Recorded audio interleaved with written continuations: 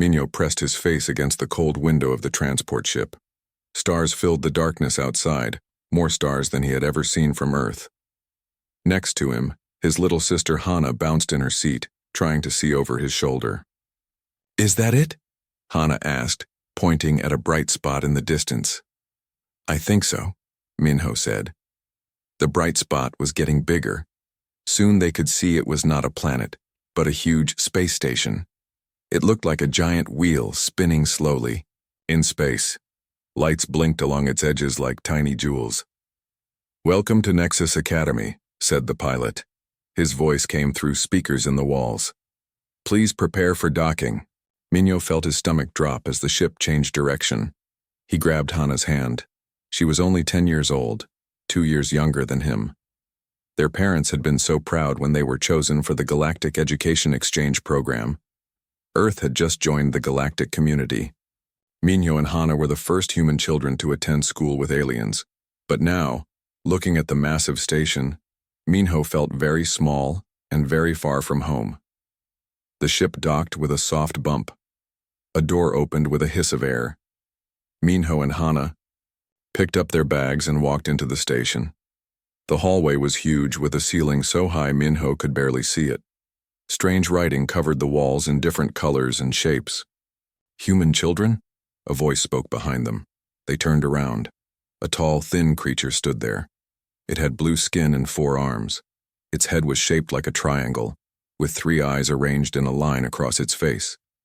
It wore a long white coat. "I'm Dr. Keela," the creature said. Its voice was soft and musical. "I am the headmistress of Nexus Academy. You must be Minho and Hana." "Yes, ma'am," Minho said. He tried not to stare at her third eye. Dr. Keela looked them up and down. Her 3 eyes blinked one after another. You are smaller than I expected, and so soft-looking." She made a note on a device in one of her hands. "No matter. We will take good care of you. Follow me." They walked through corridors filled with amazing sights. Minho saw students that looked like walking rocks. Others had skin that glowed like stars. Some floated in the air without touching the ground. A few looked almost human, but with strange colors or extra body parts. All of them stopped to stare at Minho and Hana as they passed. "Look at them," one student whispered. It had thick gray skin and muscles like a bodybuilder. "They look so weak." "Are those really their children?" asked another. This one had crystal-like skin that sparkled. "They look like babies." Dr. Keela led them to a large room with many desks. Students of different species sat at the desks, but they all turned to look when the humans entered. "Class," Dr. Keela announced. "These are our new students from Earth. Minho and Hana are the first of their species to join our academy." A huge creature with gray skin and massive arms raised its hand. "Dr. Keela, they look very fragile. Are we allowed to touch them? I don't want to break them by accident." Some students laughed. Dr. Keela held up one hand for silence. "Vex raises a good point," she said. "Humans appear to be a delicate species. Everyone must be very careful around them." Minho felt his face turn red. Beside him, Hana looked at the floor. Dr. Keela assigned them seats at the back of the room. As they walked to their desks, Minho heard more whispers. "I heard their planet has no real predators. My father says they probably evolved to be protected by stronger species. Look how they walk. No confidence at all." The crystal-skinned student turned around to look at them. "I am Christek," he said. His voice sounded like wind chimes. "Don't worry, we won't hurt you. We know your kind can't defend themselves." After class, Dr. Keela took them to meet their other teachers. The physical education instructor was Vex, the huge gray student who had asked about touching them. Minho learned that Vex was actually a teacher, not a student.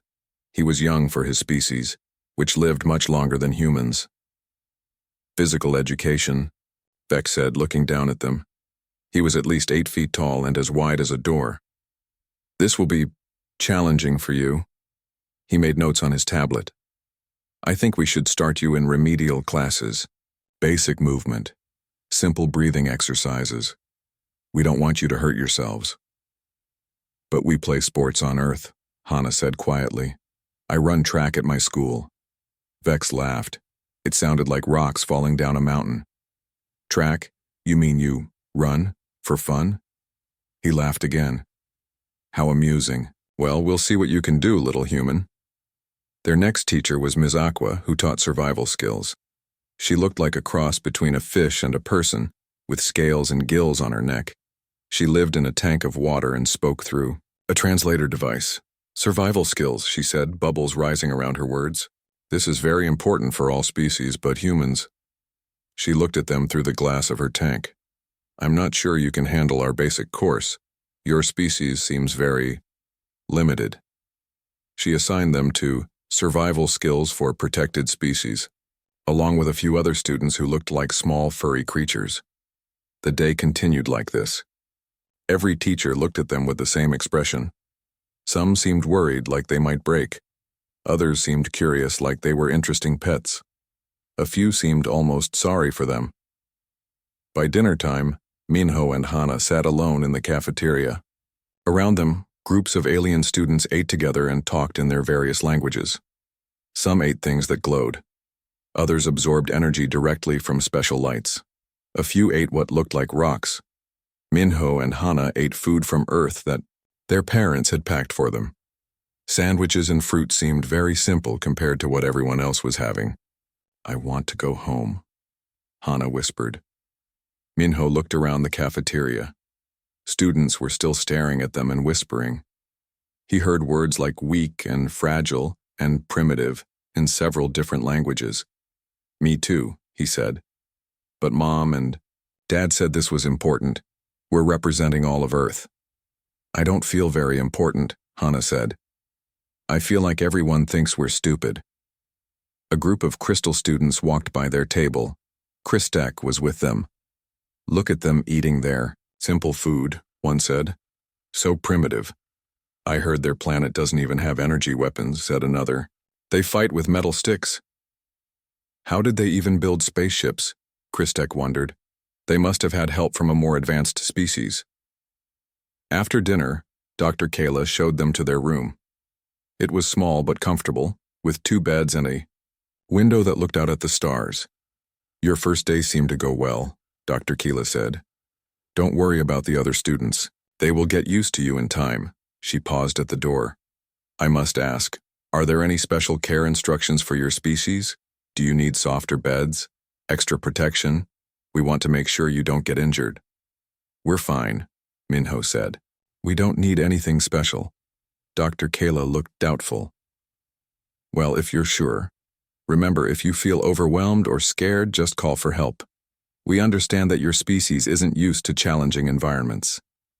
After she left, Minho and Hana sat on their beds and looked out at the stars. Everyone thinks we're weak, Hana said. Maybe we are, Minho replied. Compared to them, I mean. Did you see how strong Vex is?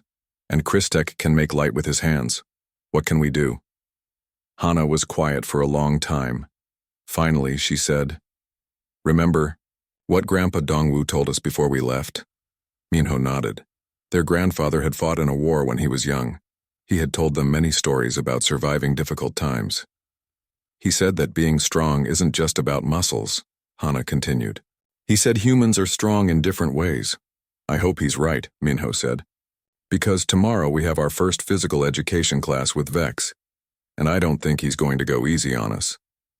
Outside their window, the space station continued its slow rotation. Millions of stars watched over 2 small human children who were very far from home, surrounded by beings who thought they knew what humans were capable of. They were about to learn how wrong they were. But for now, Minho and Hana just felt small and lonely and tired. They brushed their teeth with toothbrushes from Earth, put on pajamas their mother had packed, and went to sleep under blankets that smelled like home. Tomorrow would bring new challenges. Tomorrow they would start to show the galaxy what humans could really do. But tonight they were just 2 kids who missed their parents and wondered if they were strong enough for what lay ahead. 3 weeks had passed since Minho and Hana arrived at Nexus Academy. Every day was the same. In regular classes, they sat at the back and tried to keep up. In physical education, Vex made them do simple exercises while the other students did amazing things. The Bruthen students could lift weights that would crush a car. The Silthek students made light with their hands and moved objects without touching them. The Aquari students could hold their breath for hours and swim faster than dolphins. Minho and Hana just tried not to embarrass themselves. Today is special, Vex announced during their morning physical education class. His voice boomed across the huge gymnasium. Today you will face your first major survival test. All the students gathered around him. Minho and Hana stood at the edge of the group trying to see over the taller aliens. Each species will take the survival simulation test, Vex continued. You will work in pairs from your own kind. The test takes place on a holographic ice planet. Very dangerous. Very cold. Most students need several tries to pass. He looked directly at Minho and Hana. Some species may not be able to complete it at all. Kristek raised his crystal hand. What about the humans? Should they even try? It might be too dangerous for them. Several students laughed. Minho felt his face turn red again. They can try, Vex said. But we will watch them very carefully. We don't want them to get hurt. The first pair to go was two Bruthen students. They were massive with thick gray skin and muscles like boulders. Everyone watched on a big screen as they entered the simulation.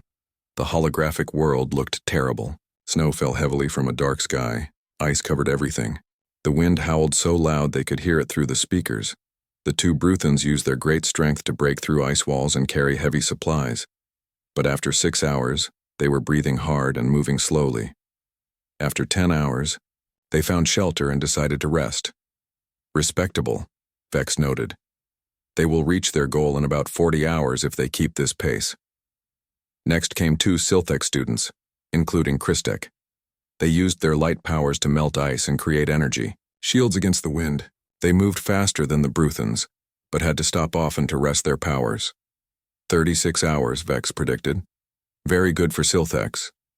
The Aquari students did well in the parts with water, but struggled on the dry ice sections. Other species had their own strengths and weaknesses. Finally, it was time for the humans. Are you ready?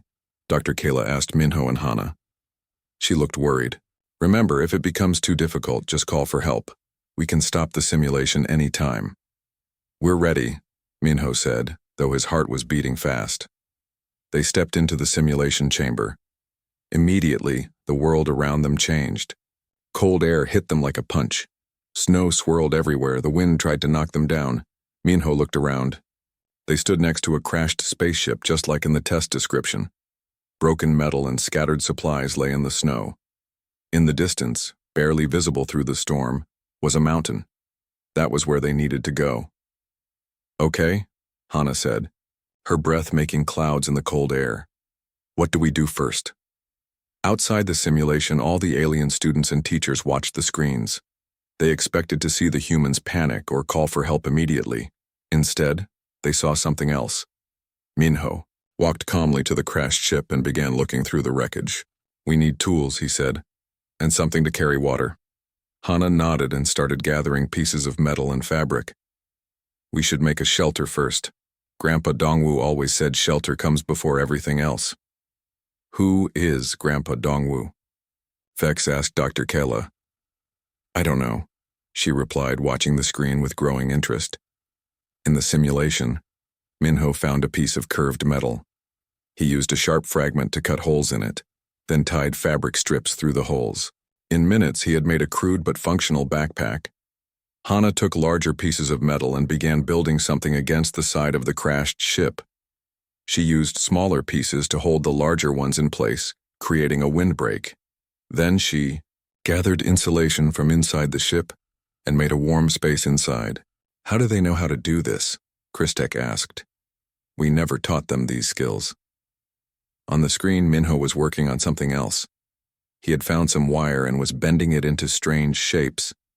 He connected it to a piece of the ship's hull and created a simple device. What is he making? Dr. Kayla wondered. They got their answer when Minho began melting snow with the device. Clean water dripped into a container he had made from another piece of metal. A water purifier, Dr. Kayla breathed. He made a water purifier from wreckage. But the real surprise came when the human children started walking. They had packed their improvised backpacks with supplies and water. They had made simple but warm clothes from fabric and insulation. Now they began the long journey toward the mountain. The alien watchers expected them to walk for an hour, then rest. That's what every other species did. The cold was terrible, the wind was strong, the path was difficult. Minho and Hana just kept walking. After 2 hours, they were still walking. After 4 hours, they were still walking. They took turns carrying the heavier pack. They shared water and food. When one got tired, the other encouraged them to keep going. "This is impossible," Vex muttered. "They should be exhausted by now." But the humans weren't just walking, they were talking. Dr. Keela turned up the sound to hear what they were saying. "Remember the story about great-grandmother Sunja?" Hana was saying as she walked through the deep snow. "How she walked for 3 days to escape the war?" "She didn't have good shoes either," Minho replied. "Just cloth wrapped around her feet. And it was winter then, too." "Uncle Taman climbed that mountain last year," Hana continued. "The one where 2 experienced climbers died. He said the secret was to never stop moving." "What are they talking about?" Christek asked. "Stories," Dr. Keela said quietly. "They're telling each other stories." As the hours passed, the alien students watched in growing amazement. The human children didn't run fast like some species. They didn't use special powers. They didn't have thick skin or natural protection against the cold. They just never stopped. When night came in the simulation, other species would have made camp and rested. Minho and Hana kept walking through the darkness. They took turns, sleeping, while the other walked, supporting each other so the sleeping one wouldn't fall. "That's not possible," Vex said. "No species can do that." "They're doing it," Dr. Kayla replied. By morning, the human children had covered more ground than any other species. They were tired, but not exhausted. They were cold, but not defeated. Most importantly, they were still talking, still encouraging each other with stories from their family and their planet. "Grandpa Dongwu walked for a week once," Minho said as they climbed a steep hill. "He had no food for the last 3 days. Aunt Minjung worked in those factories for 16 hours every day," Hana added. "She said humans can do anything if they have to." The mountain was getting closer. On the second day, something amazing happened. The human children started moving, faster, while other species got weaker as the test continued. Minho and Hana seemed to be getting stronger. "Look at their vital signs," Dr. Kayla told Vex. "Their heart rates are steady. Their breathing is controlled. They're not panicking or struggling." "But they're so small," Vex protested. "So weak-looking." "Are they?" Dr. Kayla asked. By the end of the second day, Minho and Hana reached the mountain. They had traveled 50 kilometers through terrible conditions. More importantly, they had done it in 31 hours of actual travel time. It was the fastest time ever recorded by first-year students. When they stepped out of the simulation chamber, they looked tired but not broken. They were cold, but not defeated. They looked like they could keep going if they had to. The gymnasium was silent. Every alien student and teacher stared at them. "How?" Vex finally asked. "How did you do that?" Minho and Hana looked at each other, confused by the question. "Do what?" Hana asked. "We just walked," Minho added. "Like our family taught us." Christek stepped forward. His crystal skin was flickering with different colors, a sign of deep confusion in his species. "But you never stopped," he said. "For 31 hours, you barely rested. How is that possible for such a weak species?" Minho and Hana looked at each other again.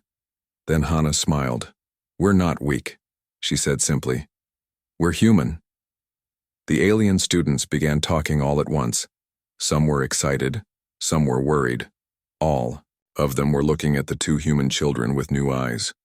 Dr. Keela made notes on her tablet with all 4 hands. For the first time since the humans arrived, she looked impressed instead of concerned. "Interesting," she murmured. "Very interesting indeed." In the back of the group, Vex crossed his massive arms and stared at Minho and Hana, the huge Bruthan. Teacher was beginning to wonder if he had made a mistake about these small, quiet children from the planet called Earth. News of the simulation spread through Nexus Academy like fire.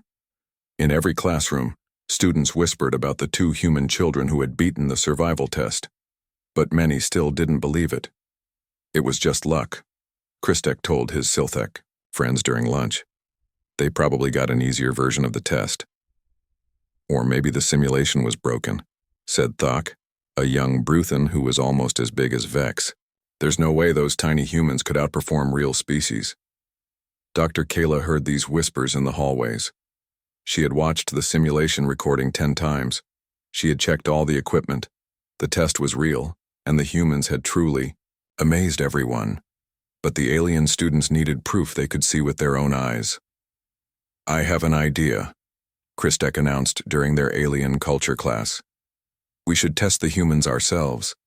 A fair competition. Then we'll see if they're really special or just lucky. The other students agreed. Even some of the teachers nodded. Everyone wanted to know the truth about these strange children from Earth. Kristek approached Minho and Hana after class. His crystal skin was glowing bright blue, which meant he was excited. Humans, he said in his wind chime voice. We challenge you to prove yourselves.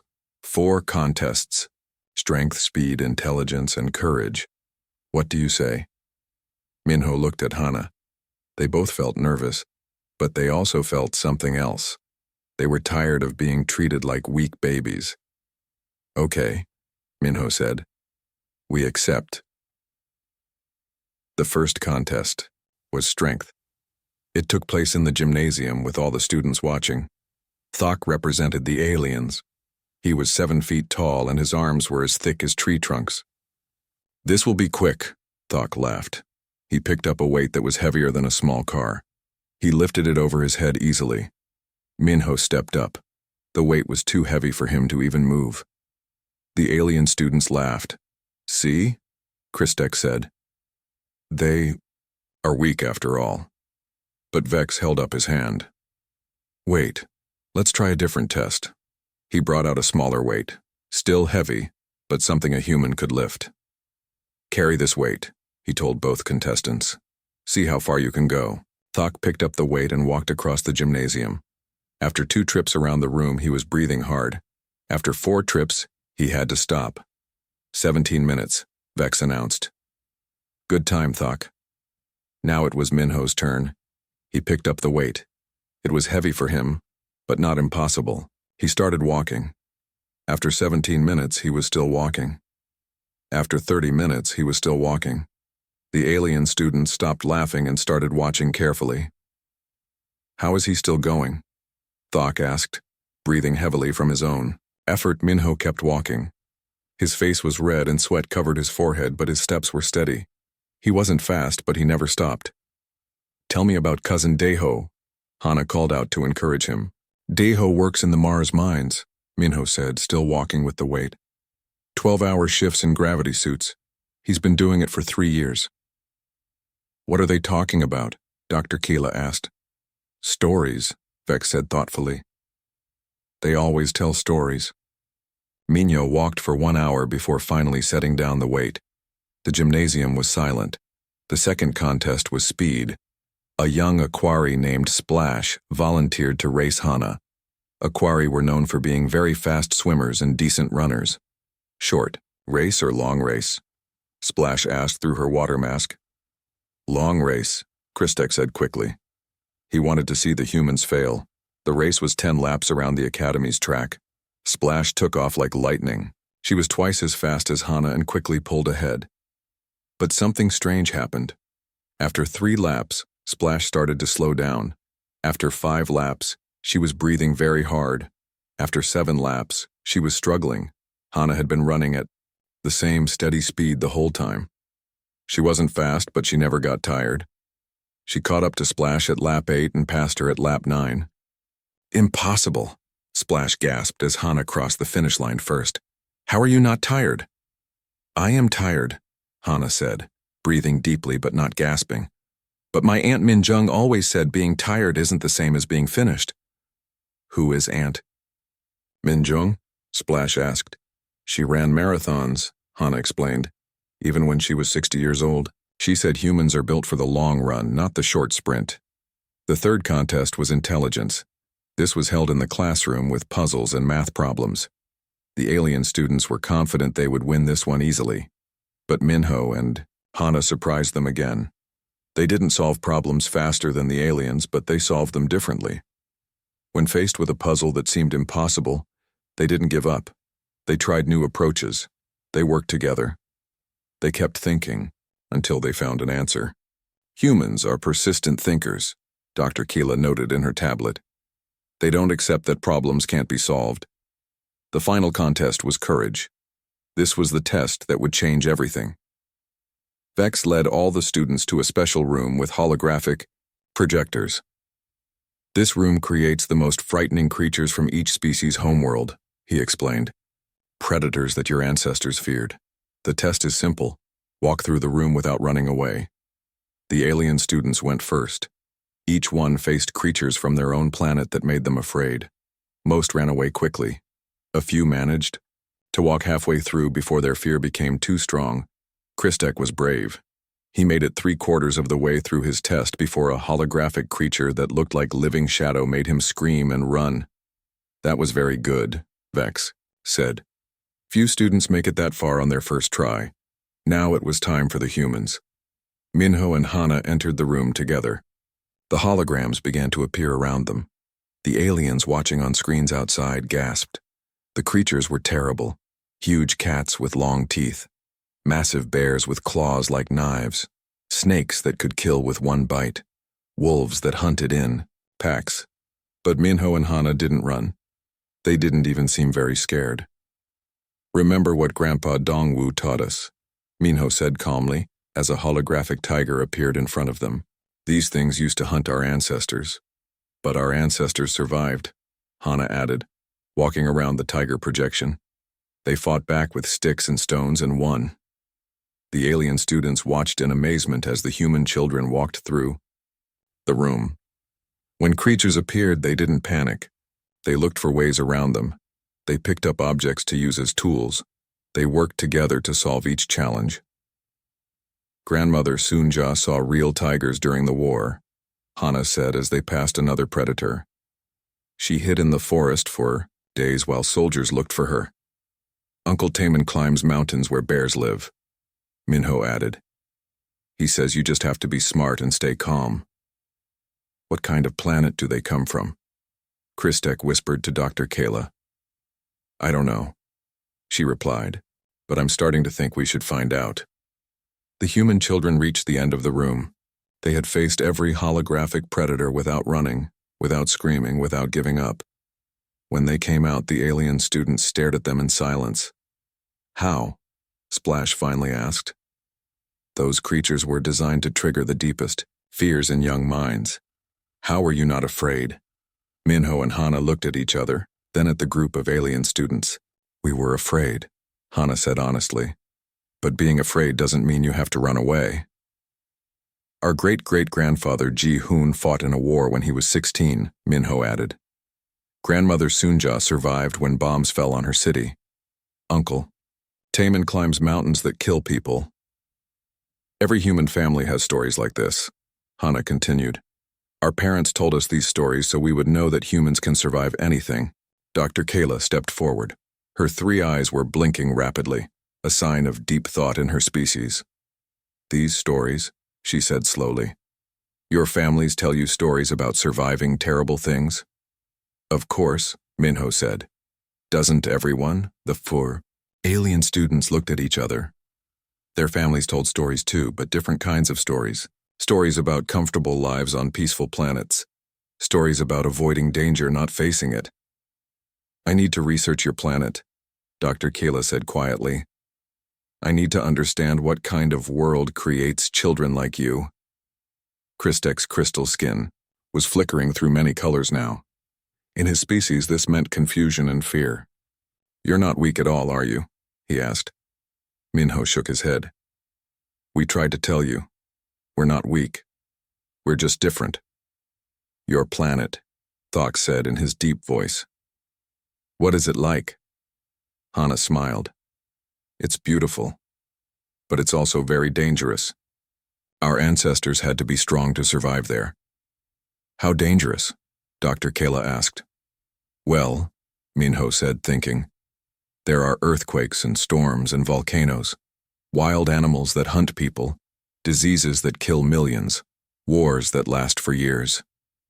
The alien student stepped back. Their peaceful worlds had never experienced such things. And you survived all of this? Splash asked. We didn't just survive, Hana said proudly. We grew stronger. Every generation of humans faced impossible things and found ways to win. Doctor, Kayla made notes frantically on her tablet. I need to contact the Galactic Council immediately, she muttered. They need to know what we're dealing with. What do you mean? Kristek asked. Dr. Kayla looked at the two human children with new understanding. I mean, she said slowly, that we may have seriously underestimated what humans are capable of. Dr. Kayla worked through the night. Her 3 eyes were red from staring at her computer screen for hours. Around her desk lay dozens of data files about Earth, human history, and the planet's environment. What she found made her hands shake. The file. Next morning, she called an emergency meeting with all the teachers. They gathered in the conference room, confused and worried. I have discovered something important about our human students, Dr. Kayla began. Her voice was quiet, but everyone could hear the concern in it. We need to discuss what this means for our academy. She activated the holographic display. Images of Earth appeared in the air above the table. This is the human homeworld, she said. At first glance, it looks peaceful. Green continents, blue oceans, white clouds. But look closer. The images changed. Now they showed massive storms, earthquakes splitting the ground, volcanoes erupting. With fire and ash. Their planet tries to kill them constantly. Dr. Kayla continued. Ice ages that last thousands of years. Storms that destroy entire cities. Diseases that kill millions at a time. Vex leaned forward in his chair. That's impossible. No species could survive in such conditions. That's what I thought too, Dr. Kayla said. But humans have lived there for millions of years. Not only survived, they became the dominant species. She showed them more images. Humans climbing mountains in terrible weather. Humans crossing frozen wastelands. Humans building cities in places where other species would die in hours. Look at this, she said, pointing to a picture of human soldiers. This is from something they call the Korean War. Humans fighting in temperatures that would freeze most of our species solid. They fought for 3 years in conditions like this. The teachers stared at the images in silence. Here, Dr. Kayla continued, humans crossing oceans in small boats. They do this for fun. They call it adventure. This one shows humans working in underground mines. They dig deep into their planet to find metals and gems. The heat down there would cook most species alive. Ms. Aqua spoke through her water tank. How many humans die in these activities? Some, Dr. Kayla admitted, but not as many as you would think. They have developed ways to survive in almost any environment. And when some die, others keep trying until they succeed. She showed them pictures of human cities. They build their homes right next to volcanoes on earthquake zones in areas that flood regularly. When disaster strikes, they rebuild in the same place. They're insane, Vex muttered. Or incredibly tough, Dr. Kayla replied. Look at this. It's called the Siege of Stalingrad. Humans fought in a single city for over 5 months. Winter temperatures, no food, constant fighting. Most of our species would have died in the first week. The room fell silent as the teachers absorbed this information. There's more, Dr. Kayla said. I researched their family stories, the ones Minho and Hana keep telling. Every human family has similar stories, surviving wars, famines, natural disasters, dangerous journeys. She showed them a map of human migration patterns. Their ancestors walked across entire continents with no tools except sticks and stones. They crossed frozen land bridges and sailed unknown oceans to reach new places. For what purpose? Asked Ms. Aqua. Because it was there, Dr. Kayla said simply. Humans explore dangerous places just to see what's there. They climb the highest mountains, dive to the deepest ocean floors, even travel to space in metal boxes that could explode at any moment. Beck stood up and walked to the window. Outside, he could see human children playing with alien students in the recreation area. Minho and Hana looked so small and harmless. "What does this mean for us?" he asked. "It means," Dr. Kayla said slowly, "that we have been thinking about humans all wrong. We thought they were weak because they're small and soft. But they're not weak. They're the opposite of weak." Meanwhile, in the recreation area, the alien students were learning this truth for themselves. Word had spread about Dr. Keela's research. Someone had hacked into the Academy's computers and shared images of Earth with the students. Now groups of alien children gathered around tablets, staring at pictures of human history with wide eyes. "Look at this," Christek said to his friends. His crystal skin was flickering between colors rapidly. "Humans used to fight creatures called tigers with nothing but sharp sticks. And here," added Splash, "they sailed across vast oceans in wooden boats. No protection if they sank." Thok was looking at pictures of human wars. "They fight each other constantly," he said in his deep voice. "Look at all these battles. And they keep fighting even when they're losing." A small Aquari student named Bubble swam up to her friends. "I heard that human children walk to school even when it's dangerous," she said. "They call it normal." "That can't be true," Christek said, but it was true. As the alien students dug deeper into human culture, they found more and more evidence of casual toughness. Human children played games that would terrify alien adults. They told scary stories for fun. They competed in sports where getting hurt was expected. They went camping in wild areas where dangerous animals lived. "My parents would never let me do these things," Splash said, looking at pictures of human children rock climbing. "My parents would die of fear just watching," Thok added. The most shocking discovery came when they learned about human entertainment. Humans created movies and books about facing their worst fears. They rode machines designed to scare them. They told each other stories about monsters and disasters and called it fun. "They enjoy being afraid," Christek said in amazement. "How is that possible?" Later that day, the alien students approached Minho and Hana during lunch. The humans were eating simple food from Earth and talking quietly. "We know about your planet now," Christek said, without introduction. Minho and Hana looked up, confused. "What, about it?" Hana asked. "It's a death world," Splash said dramatically. "Everything there tries to kill you." Minho and Hana looked at each other and laughed. "Earth isn't that bad," Minho said. "Sure, there are dangerous things, but there are beautiful things too. You have earthquakes that destroy cities," Thok pointed out. "Sometimes," Hana agreed, "but we rebuild them better than before." "You have wars that last for years," Christek added. "Not anymore," Minho said. "Well, not big ones. Humans learned that working together is better than fighting. But your ancestors fought saber-toothed tigers with sticks," Bubble said. "And they won," Hana said proudly. "That's why we're here now." The alien students stared at them. They were starting to understand something important about humans. "You don't think any of this is scary, do you?" Christek asked. "Of course it's scary," Minho replied. "But scary doesn't mean impossible." Grandmother Sunja was scared when the bombs fell on her city. But she didn't give up. She found a way to survive. "Uncle Taman is scared every time he climbs a mountain," Hana added. "But he climbs them anyway because the view from the top is worth it." "Every human is scared sometimes," Minho continued. "The difference is what we do when we're scared." "What do you do?" Splash asked quietly. "We tell ourselves stories about all the humans who were scared before us and did amazing things anyway," Hana said. "Then we take a deep breath and keep going." Dr. Kayla appeared at their table. She had been listening to the conversation. "Children," she said, "I need to ask you something important. Do all human children learn these stories?" "Of course," Minho said. "Don't your children learn about their brave ancestors?" Dr. Keela's 3 eyes blinked slowly.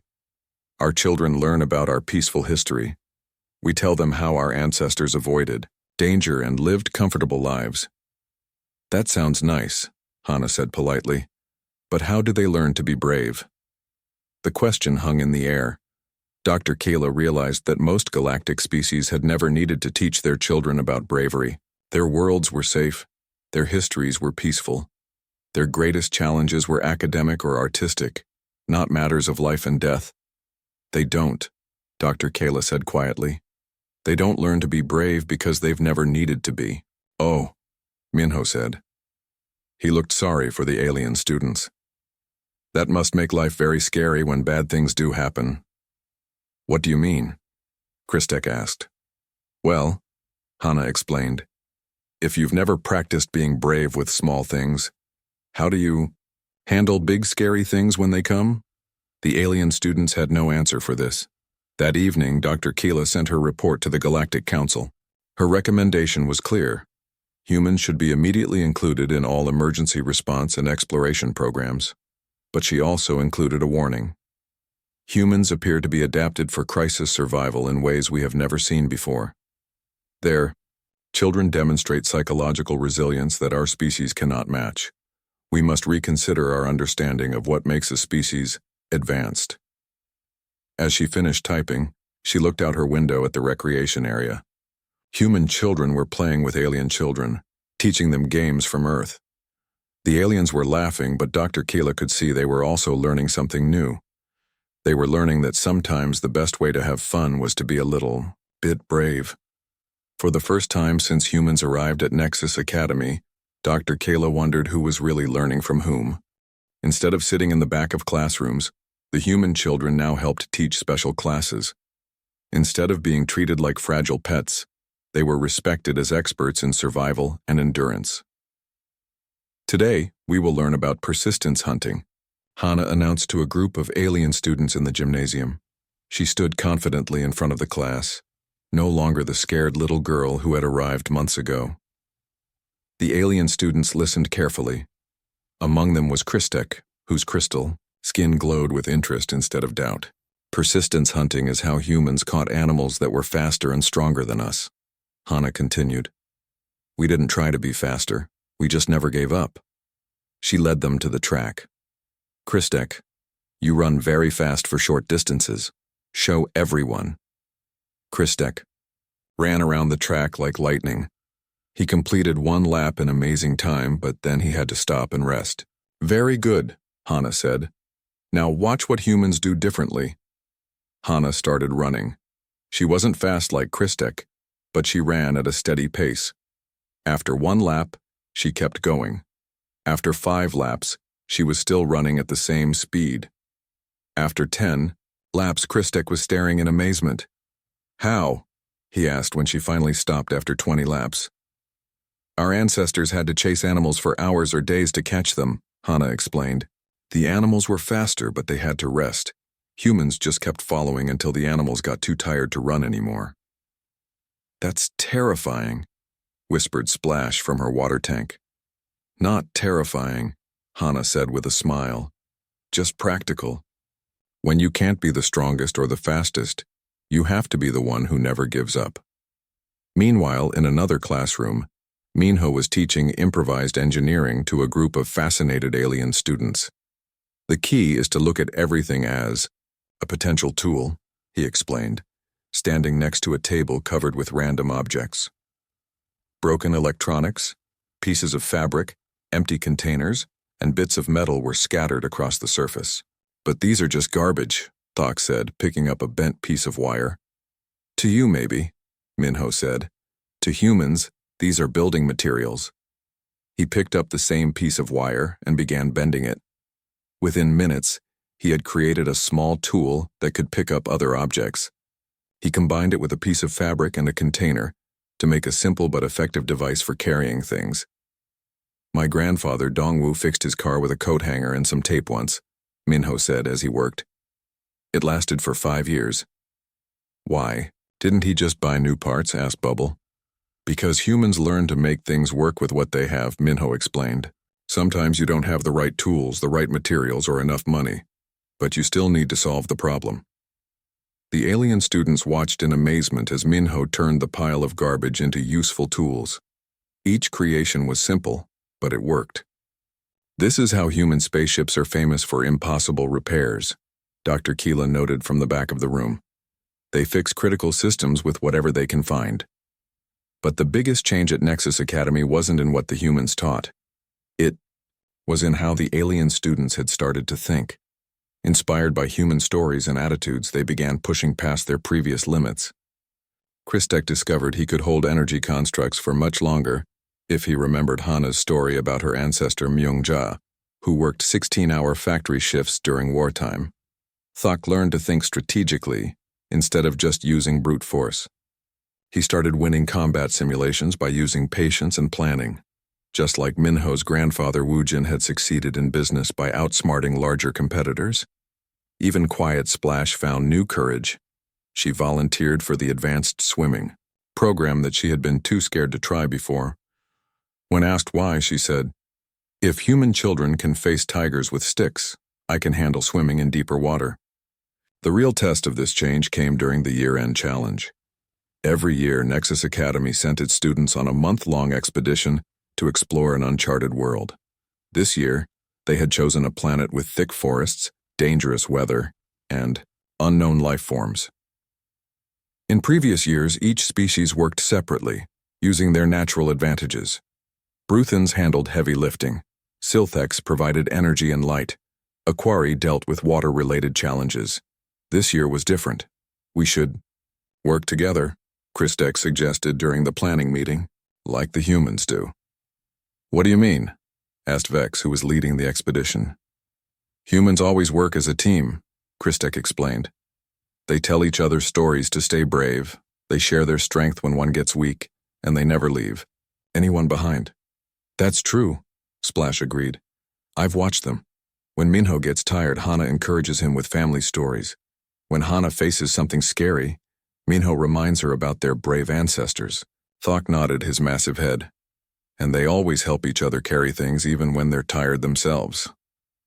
The expedition began with mixed species teams instead of separate groups.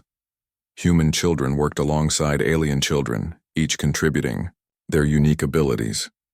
When they encountered a deep river, the Aquari students helped everyone cross safely.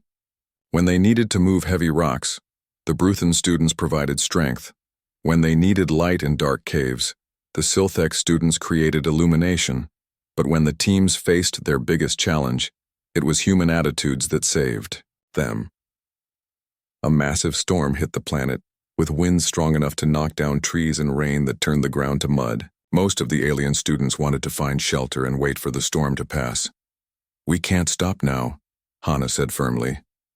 "We're only halfway to our destination." "But the storm is too dangerous," Christek protested. "Storms are just weather," Minho replied. "Grandmother Sunja walked through bombing raids. Uncle Taemin climbs mountains in blizzards. This is just rain and wind." The human children started walking through the storm. Slowly, the alien students followed. "Tell us a story," Splash called out over the howling wind, "like you always do." So Hana told them about their great-great-grandmother Kyung-min, who had walked hundreds of miles during a war to keep her family safe. Minho added stories about their cousin Daeho, who worked in dangerous conditions on Mars every day. As they walked through the storm, something amazing happened.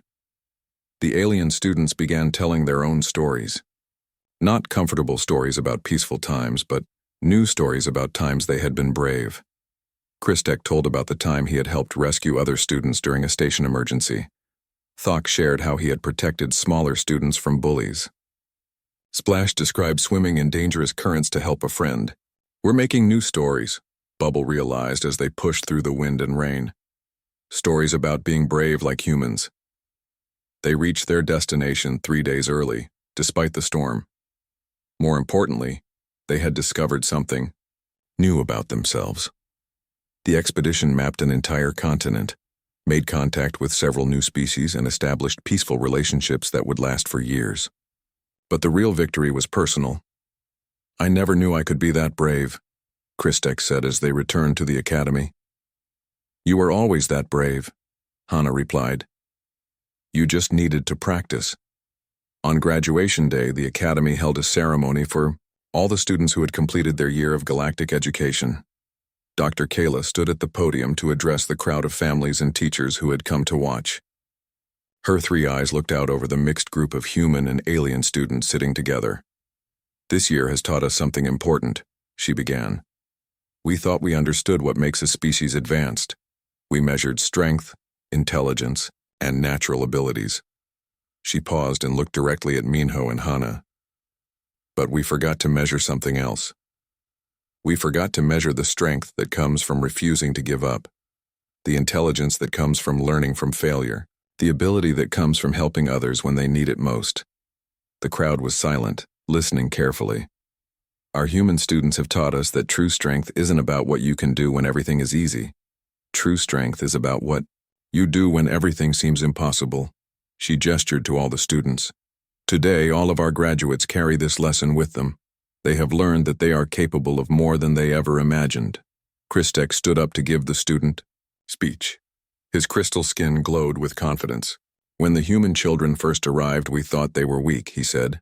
"We were wrong. We thought they were weak because they were small and couldn't do the things we could do." He looked at his classmates. "But being strong isn't about being big or having special powers. Being strong is about never giving up. It's about helping your friends when they're scared. It's about walking through storms because you have somewhere important to go." He turned to Minho and Hana. "The human children taught us that we all have stories of courage inside us. We just needed to learn how to tell them." The crowd erupted in applause, but the loudest cheers came from the alien students who had learned to be brave. Later that day, Minho and Hana prepared to return to Earth. They had been accepted to advanced programs that would eventually bring them back to work with galactic exploration teams. "Will you miss us?" Splash asked sadly. "Of course," Hana said, "but we'll be back, and you'll be out there exploring the galaxy, being brave and telling your own stories."